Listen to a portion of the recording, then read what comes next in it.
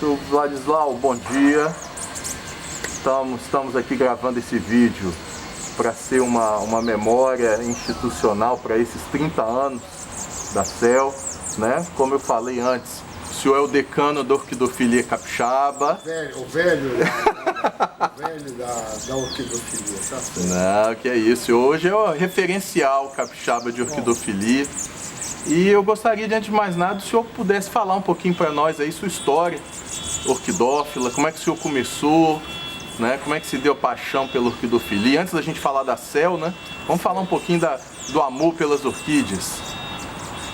Bom, a minha admiração pelas orquídeas começou em 1953, exatamente em março, quando florescem as butatas. Eu e meus pais morávamos aqui em Santa Lúcia, perto da Pedreira, e no fundo da nossa casa ainda existia a matinha nativa de umas pedras que rolaram da pedreira. E em cima dessa pedra eu vi uma planta esquisita, que, diga-se de passagem, né? Os meus pais emigraram, eu nasci na Polônia, né? Passei toda a guerra na Alemanha, o que você vê hoje lá na Ucrânia, né? Nós passamos por a mesma coisa quando os alemães invadiram a Polônia. Então, mais ou menos, eu sei o que o povo de lá está passando. Então, quando chegamos aqui no Brasil, nós alugamos essa casinha lá em Santa Lúcia, né, com ampla área verde, e no fundo era matinha nativa. E eu vi uma planta esquisita, que eu nunca vi na Europa, né? Uma planta que crescia em cima de uma pedra. E estava florida, porque estava março de 1953. Aí eu, com cuidado, tirei essa planta e levei para minha casa. E ela sobreviveu.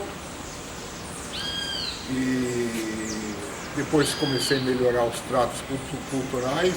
E essa planta está viva, é a primeira planta do nosso orquidário. Eu digo nosso que o Alec é o seguidor, né? Seguidor da minha admiração pelas orquídeas. É o herdeiro. É o herdeiro, exatamente. É o único também, né? Então, essa foi, vamos dizer, depois dessa gutata, apareceu uma tenebrosa, apareceu uma Varneri, e assim foi, vamos dizer, eu criando essa admiração total pelo gigantismo desse mundo de plantas das nossas orquídeas. E hoje, depois praticamente de 70 anos, né, de dedicação de orquidofilia, né, o nosso plantel, a nossa coleção, apesar que hoje nós não somos exclusivamente colecionadores, porque o Alec nós passamos para a área, vamos dizer, comercial, para a área, vamos dizer, então, mas a nossa coleção, a nossa admiração dessas plantas persiste até hoje. São plantas intocáveis, na realidade. Essa primeira planta, ela ainda existe na coleção? Existe na coleção e tem umas 2 ou 3 mudas dela já, está dividida. Número 1. É número 1 da coleção. Que maravilha, nossa, coisa linda. Depois, Alec, uma foto dela, hein? Precisamos de uma foto dessa planta para mostrar, que nossa, coisa boa. E como é que a orquidofilia se organizou aqui no estado, Sr. Vladislau? Porque os amantes foram se encontrando, né? E isso aí, como é que começou? Bom, o começo foi um pouco turbulento, vamos dizer assim, né? Até porque, na realidade, do nada ela ocorreu, né? As primeiras reuniões, quem começou a coordenar criar uma sociedade foi o Érico de Freitas Machado, que já está falecido, né? Ele que criou a primeira, vamos dizer, a primeira sociedade do Espírito Santo, mas essa sociedade não me agradava de um certo modo, porque não saía um pouco dos eixos do amor às orquídeas, tá? Era um pouco mais formal, então nós, depois de alguns anos, resolvemos criar. Eu falei com ele, vamos fazer uma eleição, você já está aqui praticamente perpétuo nessa sua posição como presidente e diretor da sociedade, como dar espaço a outras pessoas, a outras ideias, né? E desenvolver num outro sentido a nossa orquidofilia, no sentido de apreciar as plantas, não somente, vamos dizer, o comércio, vamos dizer, essa visão seca, tá? Seca, dura das plantas, então, tornar as plantas realmente aquelas que elas são, tá? São amaciantes, é uma beleza da natureza, é uma beleza da nossa criação. E assim foi feita a primeira reunião, primeira eleição, eu já não me lembro agora, eu tenho anotado ali, né, das datas, mas foi feita e quem ganhou foi Euclídio Colnago, que foi um dos ecos dos mais antigos na época. Tá? Euclídio foi então o primeiro presidente da Sociedade Espírito Santense de Orquidofilia. O Érico não aceitou muito bem essa ideia, continua com a sociedade dele, mas a sociedade dele se esvaziou completamente, porque acabou, né? E a nossa da CEL, esta Sociedade Espírito Santense, cada vez cresceu mais, com dificuldades iniciais, eu apoiando o Euclídio diretamente, o segundo presidente foi Aldo Andrick, tá? Está vivo ainda, tá? Sim, bom. Tá, né? Tá atuante lá na CEL. Voltou à orquidofilia, tá todo vapor, como se diz, né? É bom, né?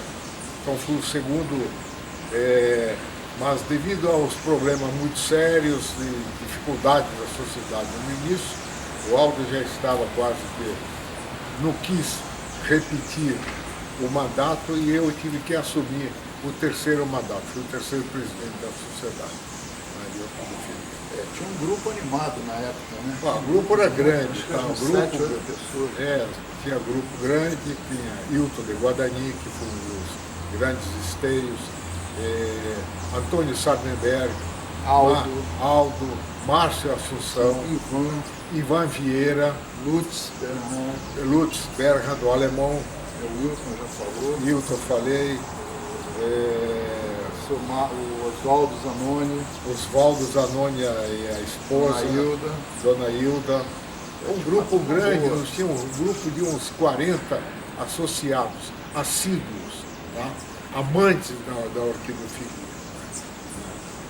E aí, vamos dizer, eu consegui, eu era professor da UFES também, eu consegui a sala na UFES, então todo mês nós tínhamos reunião, e a sala praticamente ficava cheia, né? Depois da UFES, foi o Bressan que nos cedeu o prédio dele ali em Curitiba, né? Tem o prédio Bressan, que nos cedeu a sala dele, sala de reuniões, fazíamos nossas reuniões. Depois passamos para Vale Rio Doce, eu trabalhei na Vale durante 33 anos, fui engenheiro da Vale, né? Como foi muito difícil conseguir lá também. E assim, vamos dizer, essa sociedade nossa chegou aonde está hoje, né? E a CEL foi criada com um espírito orquidófilo puro. Então ela tinha duas regras básicas. A primeira, não tinha mensalidade, nunca foi cobrada uma mensalidade, qualquer tipo de taxa. E a outra é premiação. As exposições não tinham premiação, então todo mundo entrava em pé de igualdade, desde um associado mais humilde com uma plantinha, a planta dele ia do lado das plantas de outro que tinha maior condição, então não tinha todo mundo em pé de igualdade, então era um ambiente muito bom, tá? Muito bom. E a não premiação das orquídeas nas exposições partiu porque o Érico premiava as plantas e deu muita confusão nessas premiações. Inclusive, o litígio entre ele e Roberto Cautz, que foi violento por causa das premiações, eu falei, ó, se um dia eu chegar e vou continuar com a nossa sociedade, a primeira coisa que eu vou fazer é acabar com as premiações. Que também, de um certo modo, privilegia aqueles de maior poder aquisitivo, que pode ter plantas, vamos dizer, mais evidentes, né, mais premiáveis, né, que hoje são, vamos dizer, consideradas, e desprezam aquelas pequenininhas, daqueles mais humildes, mas que são plantas, são orquídeas e têm a mesma beleza dessas plantas de exposição. Então aquelas pessoas mais humildes ficam inibidas de levar suas plantas, porque jamais vão concorrer com aquelas fantásticas triânias, varnélias, labiatas e não sei o que mais, tá?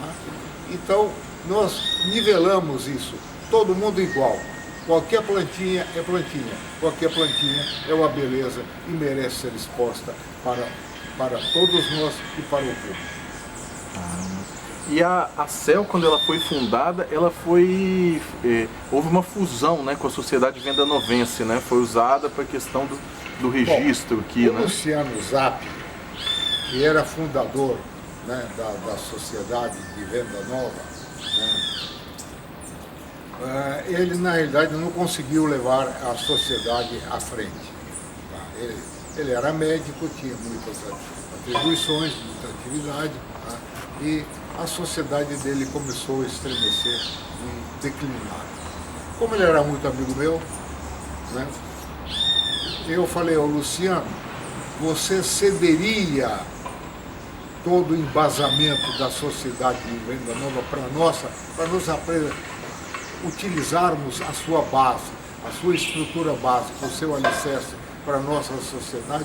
Assim nós é que pegamos essas bases de Venda Nova e aproveitamos e sob a qual nós fundamos a nossa sociedade.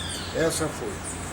A ideia depois surgiu como pessoal, ao longo do Espírito Santo, que é a sociedade nossa, o Espírito Santense, né? Está completando 30 anos esse mês. Isso, exatamente. Né? Eu falei isso, como a sociedade não tem condições de levar, vamos dizer, estar onipresente em todos os municípios do Estado, por que nós não criamos, isso eu apresentei na reunião da diretoria, por que nós não criarmos núcleos regionais? Então cada núcleo teria seu coordenador, todos seriam unidos à mesma sociedade, e assim também foi criado. Todos os núcleos foram criados por mim e por Euclídio Conardo, né? Todos. Nós viajamos, criamos o de Neiva foi o primeiro. João Neiva foi o primeiro núcleo, por que João Neiva? Eu, quando era da Vale, a oficina de vagões de João Neiva era sob a minha jurisdição, eu conhecia todo mundo em João Neiva, né?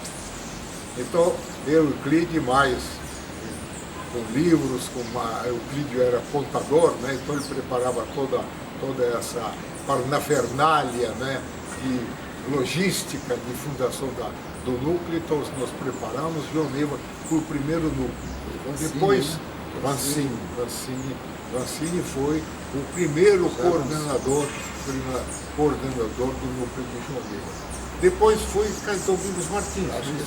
Acho que se não me falha a memória, foi Domingos Martins. Eu fui lá com Cautz que não era muito animado nessa parte, então, mas ele dava apoio, ele não era contra, né? Então nós fizemos a primeira reunião lá, no núcleo lá na sede da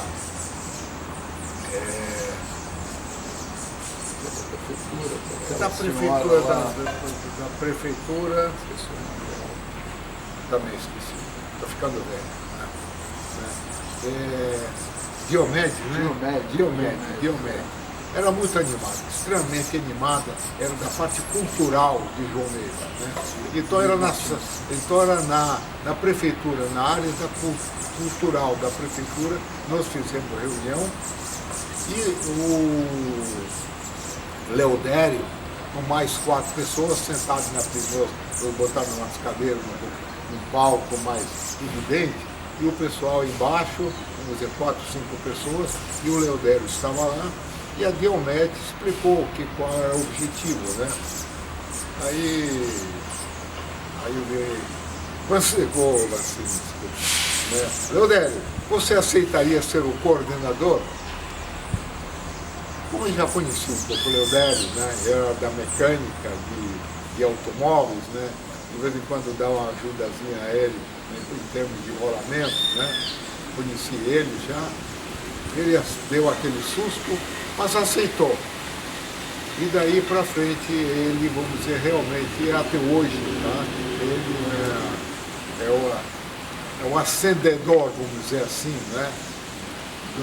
Do ânimo, das reuniões e das exposições de Joneiro.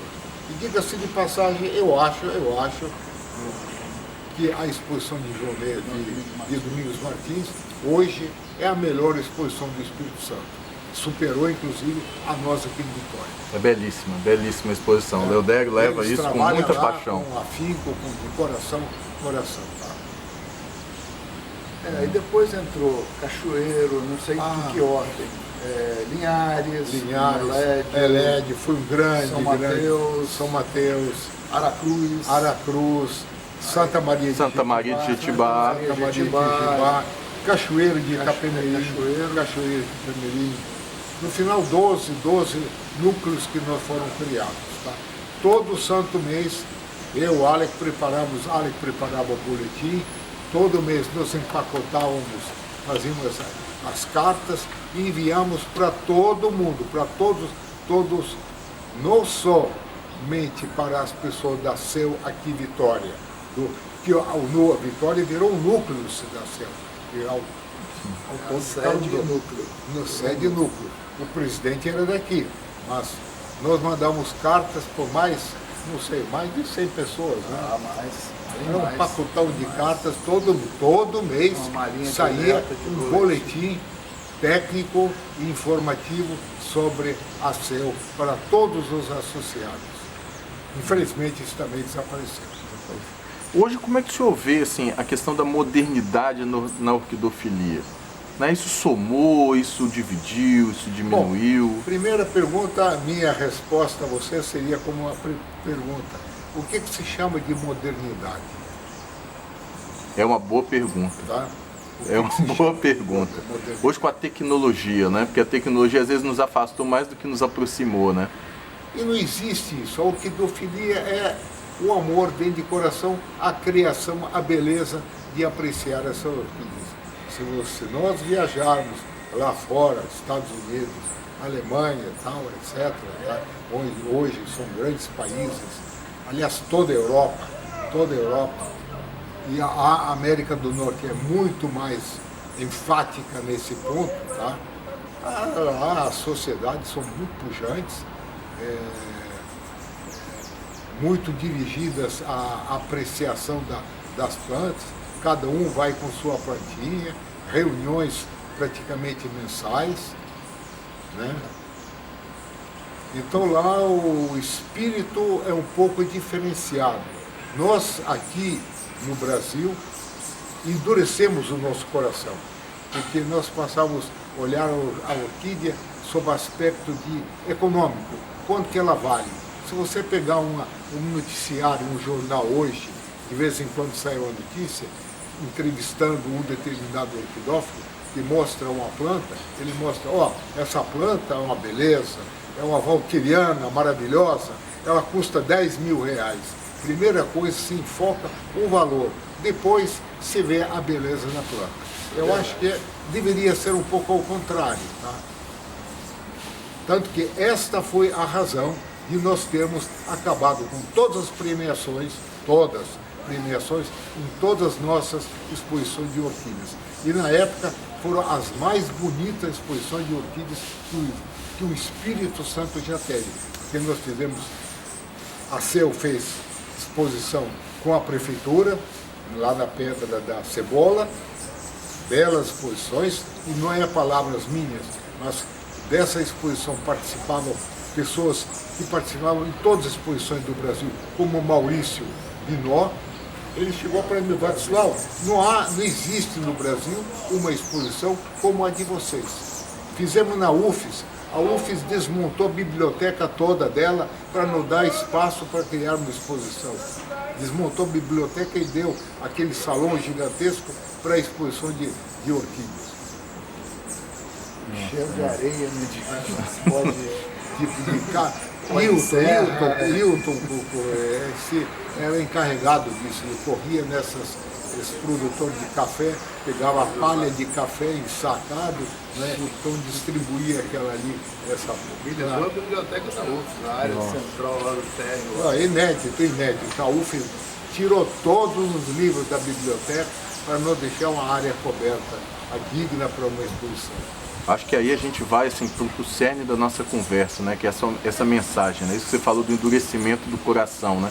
Hoje, o que o orquidófilo precisa? Qual é a mensagem para o orquidófilo atual, né?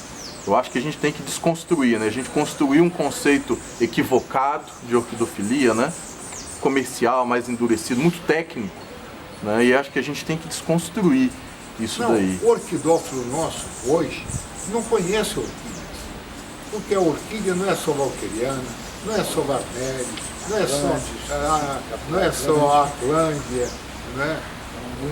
É um mundo gigantesco, são 30 mil espécies. Então uma miltôniazinha, ninguém dá, miltônia, isso é porcaria. Mas não, é tão bela como outras, todas essas que eu citei.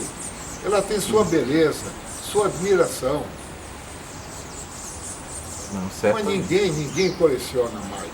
Se você rodar as coleções que ainda existem por aqui, você não vai encontrar uma Miltonia cândida, uma Miltonia clovese, não vai encontrar com raras e raras exceções. Nós, há uns 4 anos, eu e o Alec, né, nós fomos aventurar na Austrália. Fomos lá, andamos lá para ver lá na Serra Azul, né? Blue Mountain, né? Fomos ver lá as orquídeas. Como é que o pessoal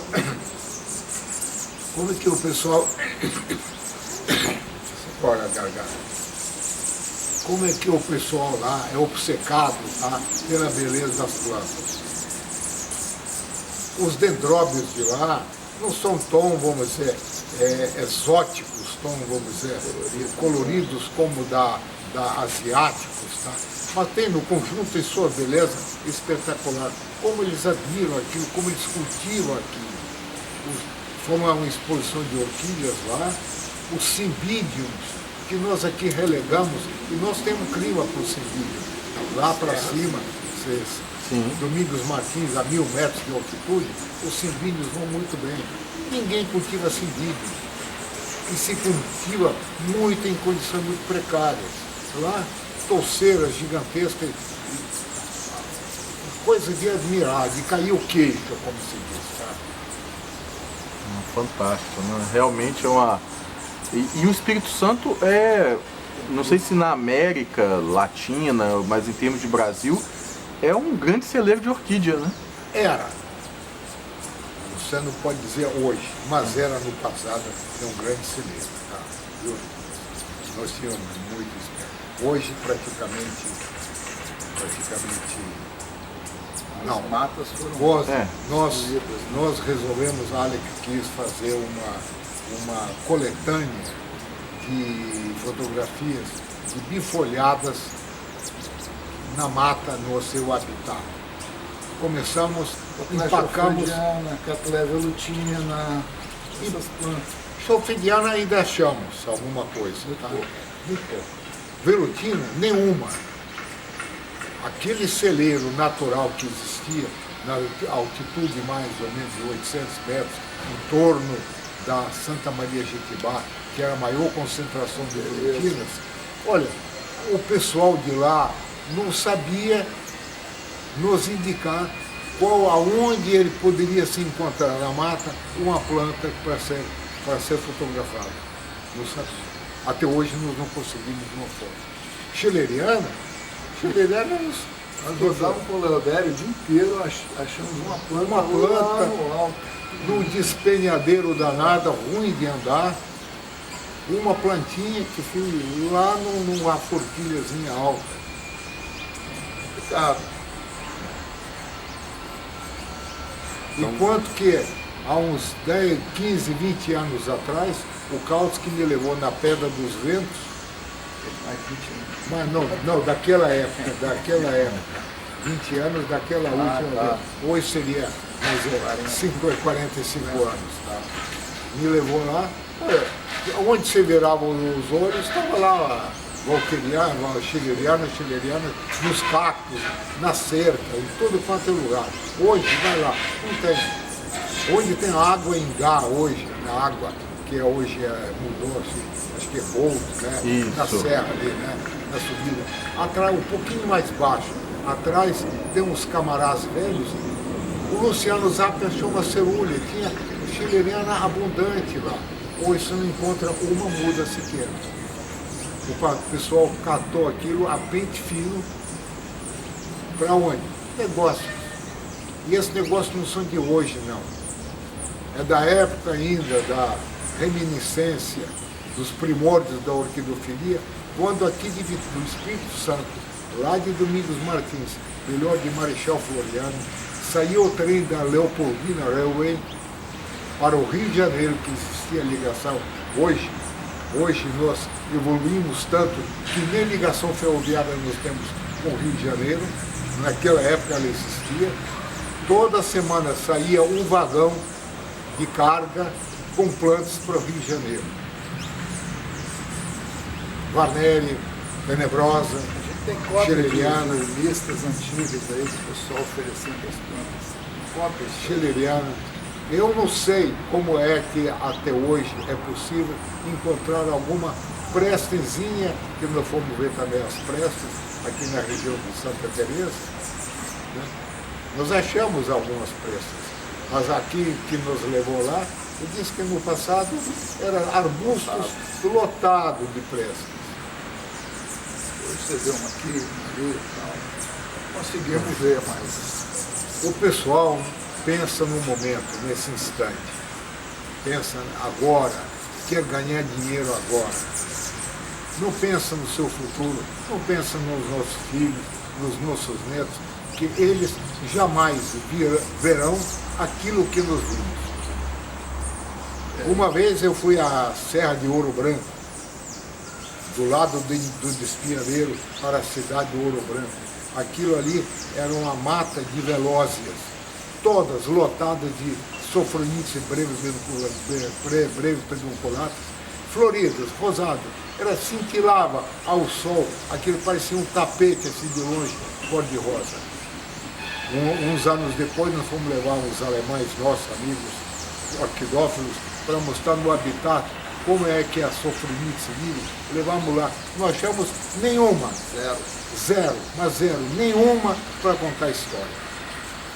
Hoje sabemos que foi descoberto um celeiro de sofronites breu piniculata, ali perto de Nova Era, Itabira, né? Ali no início da Serra do Cipó, foi descoberto. Olha, nós já sabemos que todo ano o pessoal tira balaios e balaios e balaios de plantas. Pode escrever que hoje e daqui mais algum tempo aquilo vai desaparecer. O que ocorreu com a Lélia Junguiana? A Lélia Junguiana existia abundante aqui em Minas Gerais. Ouro Preto era o celeiro da Lélia Junguiana. Heitor Gloden, que já partiu, tá? Ele me dizia, Vadislau, era tão abundante que todo ano eu pegava o meu saquinho, ia lá tirar o meu saquinho de Lélia Junguianas e o que eu vendia lá da coisa. Um belo dia eu fui lá, não achei mais nenhuma. Contei para os amigos meus que onde eu estava tirando, quando eu fui lá não tinha mais nenhuma. Aí depois foi achado um outro segundo reduto dela, milho verde, também daquela região de Diamantino, nos contrafortes do Pico de Itabé, era o celeiro das junguianas. Hoje não encontra uma sequer para contar história. O último reduto que foi achado é na Serra Negra, uns 300 quilômetros ao norte de Belo Horizonte, mas ali foi criado um parque, hoje está totalmente cercado por guardas e protegendo. Ainda agora você pode ver alguma lélia junguiana lá florida, é uma beleza. Então a cultura que você falou, o modernismo que você falou, tá? Da orquidofilia, eu acho que esse modernismo é isso que eu falei, o pessoal está acabando com as orquídeas, pouco se preocupando com a natureza, estão depredando violentamente a natureza. Eu ainda não sei como é que eu, Ali, vimos possivelmente a última chileriana lá com Leodério, lá em Campinas. Possivelmente hoje ela não existe mais. Talvez tenha alguma perdida aí por aí, mas muito difícil. Eu, há uns 3 anos, eu vi uma na natureza, num local inacessível, uma escalada, depois subiava com corda para poder ver e fotografar. Mas como o senhor disse, é algo que eu tenho uma filha de 4 anos, ela não vai ver. Não vai ver. Não vai ver chileriana, não vai ver lélia tenebrosa, também acabaram lá na área lá mais ao norte de Muqui, ali era o celeiro das lélias tenebrosas. Não vão ver mais. Varnéria, dificilmente se encontra Varnéria. E se o modernismo é isso, infelizmente isso que trouxe. Na verdade, o modernismo trouxe essa aceleração, né? E não necessariamente foi benéfico, né? As pessoas querem para ontem, né? Criou comércio, puro comércio. Tá? O homem não interessa lá se os nossos descendentes vão ver a sofronice perdonculata lá ainda lá na Serra do Cipó ou no Vão, estão pouco preocupados. Eles mandam lá tiradores tiram, arrancam aquilo ali, ele traz esse saco, ele vende e pronto. Isso que interessa. Que os nossos descendentes, os nossos futuros, vamos dizer, filhos e netos que vão seguir a gente, possivelmente não vão ver mais. E eu acho que fica aí o ensinamento, né? Eu acho que a gente tem que parar agora, né? E pensar no que a gente quer daqui para o futuro, né? Acho que ainda sempre é tempo, né, da gente repensar, né? Muita coisa se perdeu, mas... Sempre é tempo.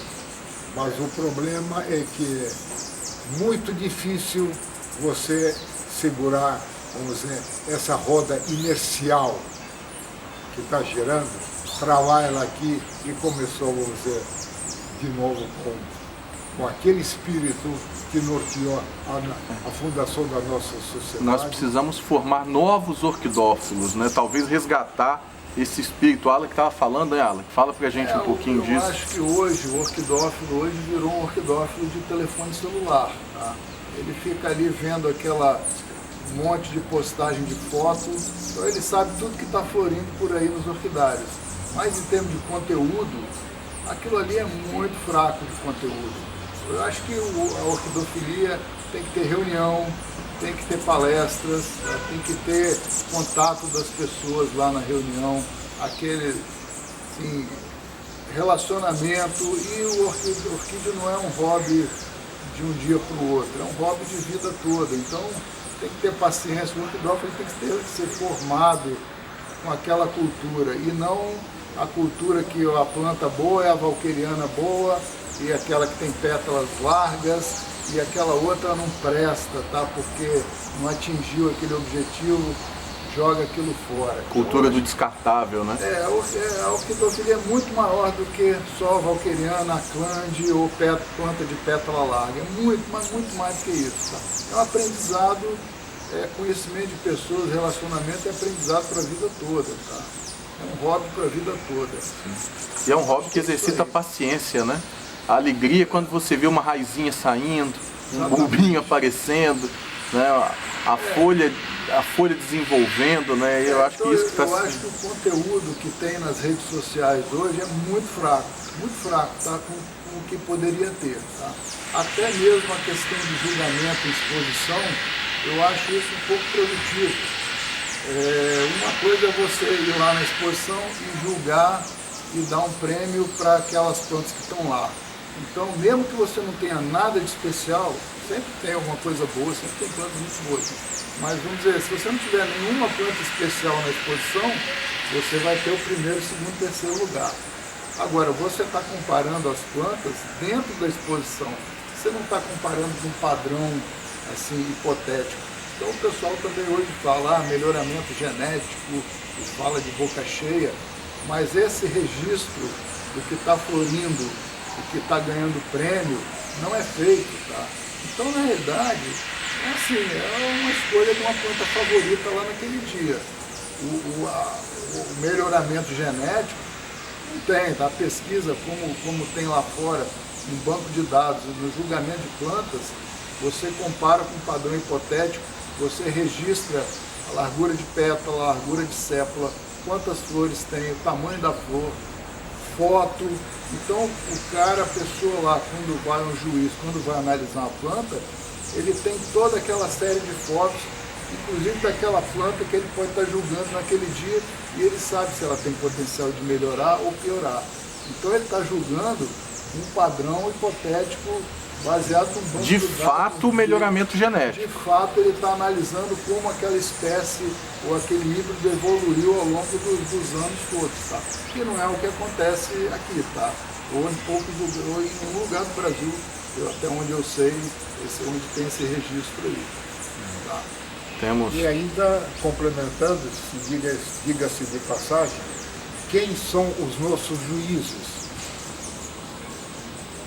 Nos Estados Unidos, para você ser juiz, quantos anos? 6 anos. 6 anos de aprendizado. Ele faz uma prova. Você tem um monitor, você é obrigado a participar, montar display nas exposições com a decoração, 2 ou 3 na sua vida de juiz. Ele te passa, vamos dizer, dever de casa, você tem que fazer uma pesquisa sobre determinada linha de plantas. Então você é obrigado a participar acompanhando alguém de julgamentos, tá? Então assim, é um curso, tem muita gente que faz e até como aprendizado. Você não vai saber tudo, mas você pelo menos você tem uma formação daquilo ali, tá? Não é assim, chegou lá e vamos analisar. A pessoa tem um conhecimento, tá? Tem um treinamento ali de 6 anos na vida dele. Aqui nós chegamos numa exposição. Ô fulano, vem cá, você vai julgar planta hoje. Fulano, vem cá, você vai julgar planta hoje. Não é só aqui não. Não, no Brasil todo. No Brasil aqui todo. Brasil, né? É Brasil todo, todo o Brasil todo. Mas não é uma crítica assim, é o que acontece, tá? Então, assim, a sociedade, eu acho que ela tem que buscar uma educação, vamos dizer, um desenvolvimento, uma evolução muito maior do orquidófilo do que está se fazendo hoje no geral aí, tá? Então é a visão que eu tenho, meu pai deve ter também. É educativo, né? Educativo. Não é... Eu acho que a gente passa pelo problema da sociedade, né? Nós temos que formar jovens melhores. As coisas mudaram. Antigamente a CEL tinha um grupo de, sei lá, 10 pessoas que tinham mais tempo disponível, eram aposentados. Hoje o pessoal está na correria de vida, tem um problema econômico, mas muito jovem, todo mundo trabalhando aí no dia a dia, então sobra menos tempo. Mas se não parar e não tiver essa formação do orquidófilo, é difícil evoluir a orquidofilia, tá? Vai ficar sempre naquele mesma coisinha, tá? O resto da vida. Muito bom. E até hoje, depois praticamente de 70 anos, eu ainda continuo aprendendo orquidofilia. Eu não sei tudo não. Quantas vezes a gente recebe uma plantinha, e agora, como é que nós vamos cultivar essa plantinha? O que ela precisa? Ela é clima quente, clima frio, ela precisa de muita água, pouca água. Isso acontece direto. Direto. Se Se você pegar um dendróbiozinho Cuthbertsoni, desse tamanho assim, a flor dele é maior do que a própria planta. Lá da Nova Guiné, que vive a 3.000 metros de altitude. Ele quer muita umidade, ele quer muita luminosidade, bastante frio, muito frio.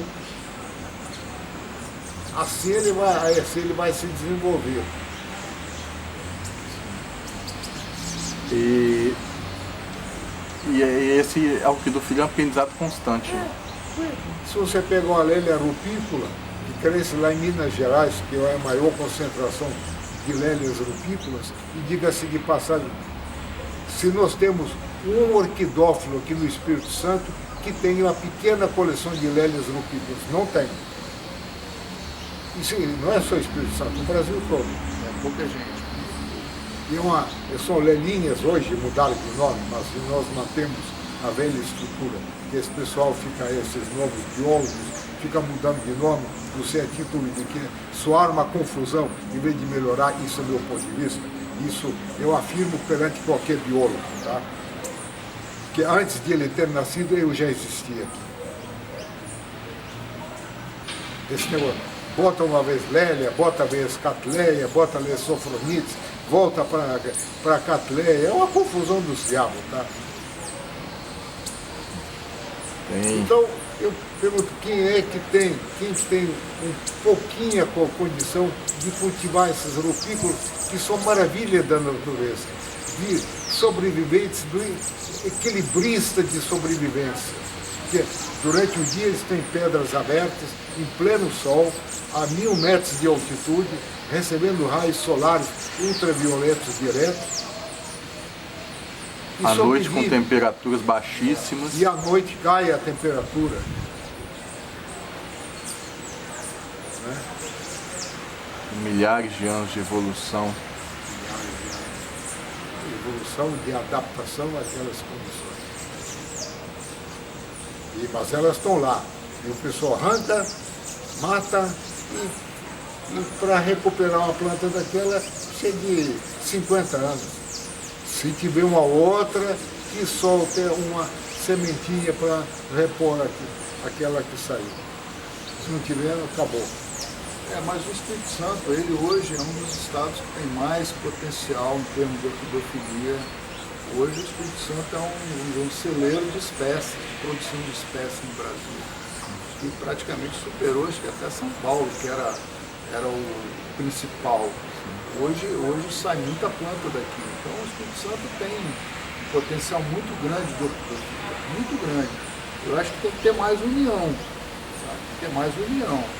Mas mesmo assim, Alec, eu acho o seguinte, essa produção, se você tem muita gente que tem laboratório hoje, produz plantas, ou usa laboratório de terceiros. Mas se você olhar o que eles produzem, é Vanelli, é Schilleriana, é Aclândio, tá certo? Tudo bem, mas tem um clima bom aqui, tem muita gente. Tem clima a gente tem potencial, né? Tem muito orquidófilo, tem muito potencial, tá? Só não tem união, tá? Não tem, assim, você vê, Venda Nova hoje nunca teve uma sociedade de orquídea em Venda Nova. Tá? Nunca se conseguiu. E lá hoje é um polo de produção, um polo de orquidófilos lá, tá? Então... Você vê Cachoeiro morreu. Cachoeiro morreu. Tá, mas tudo bem, agora Venda Nova nunca teve. É uma região que tem. Teve do Luciano, mas ela morreu logo. Tem toda a condição. E um clima como assim como Domingos Martins, Santa também. Maria de Itibá, é região de clima bom do Espírito Santo que tem um potencial gigante para ter muito orquidófilo, tá? Muito orquidófilo e ter um bom desenvolvimento. Então assim, o Espírito Santo tem tudo. Falta a gente trabalhar, né? Eu acho que a mensagem que a gente pode ficar é que há muito pela frente, né? Que a gente tem que ensinar os jovens, fomentar uma orquidofilia diferente, uma orquidofilia apaixonada, que dê valor desde aquela micro-orquídea, desde aquela orquídea sem forma, até aquela orquídea bonita, aquela orquídea frondosa, né? Às vezes não tem forma. Se você analisar os dendróbios, ninguém vê o dendróbio, a não ser nóbilo lá, né, alguns mais específicos, mas tudo é o conjunto, a beleza do conjunto. não é a flor em si. Não é a flor em si. Esse australiano é o Superbia. Ele tem florzinhas, pouco, se você analisar a flor em si, Superbo, Dendrobium superbum, né? Ele tem uma florzinha clara, um creme claro, e com forma nenhuma. Mas se você pegar aquele cacho esplendoroso,